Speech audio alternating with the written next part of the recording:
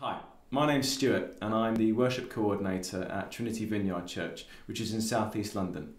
I'm also a professional singer and actor and musician, and in my 10 years of professional experience I've picked up a few things along the way, a few techniques and a few health tips that have really helped my voice keep in tip-top shape. Singing in times of worship is quite unique in what we're actually asking the voice to do. It's not like being a professional muso and gigging every night, nor is it just the same as singing in your shower. We're kind of somewhere in the middle. Now, good vocal technique doesn't start when you open your mouth and make a sound, nor does it start with a good intake of breath.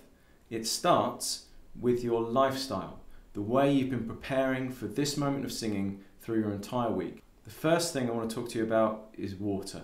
If you can take one thing away from these tutorials, drink more water. Hydrate, hydrate, hydrate. It's so important to keep your voice hydrated. It will not operate to its full capability if it's dehydrated.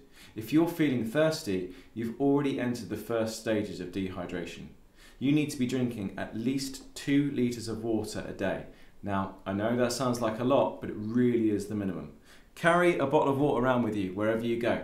My little bottle is 1 litre, so I know if I'm drinking 2 of these per day, I'm doing okay. Another great way to hydrate your voice is steaming. Steaming is great because it can get the hydration directly to your vocal cords. The best way to steam is with one of these guys. It's a Dr. Nelson's inhaler. Now, you can get these via the link below we've put in the description box. This is quite expensive for a steamer. It's kind of your top end, your Ferrari of steamers. It retails for around £30, which I guess is about $40–45. But if you wanted something slightly more simple, you can go to your local pharmacist or chemist and see if they sometimes have plastic steamers. This is ceramic and glass, but someone can get a plastic one as well. If not, if all else fails, boil up a pan of water, wait for it to boil, and then put your head over the pan.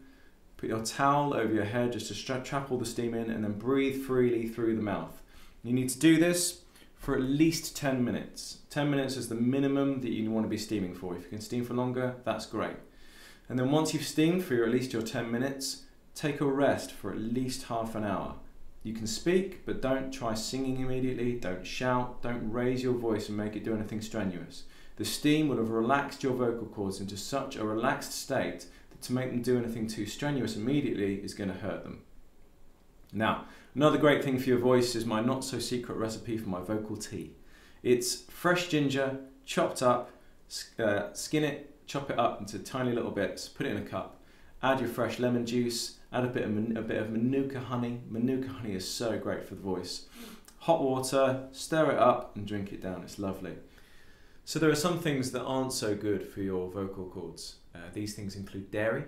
Dairy can create phlegm, it can also make you a bit claggy. If you have real phlegm problems, then dairy might be the thing.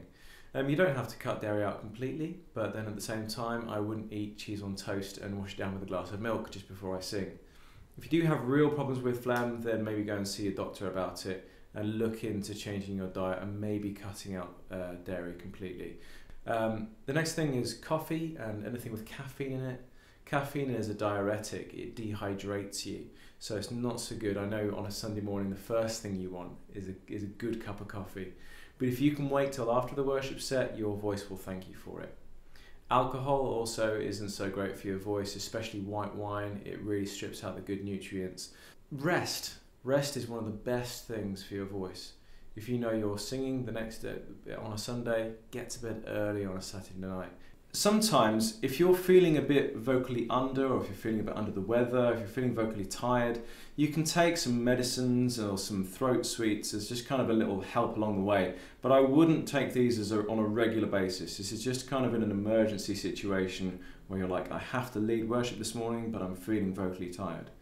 One of the best things for it is a Chinese medicine called Papa Cow.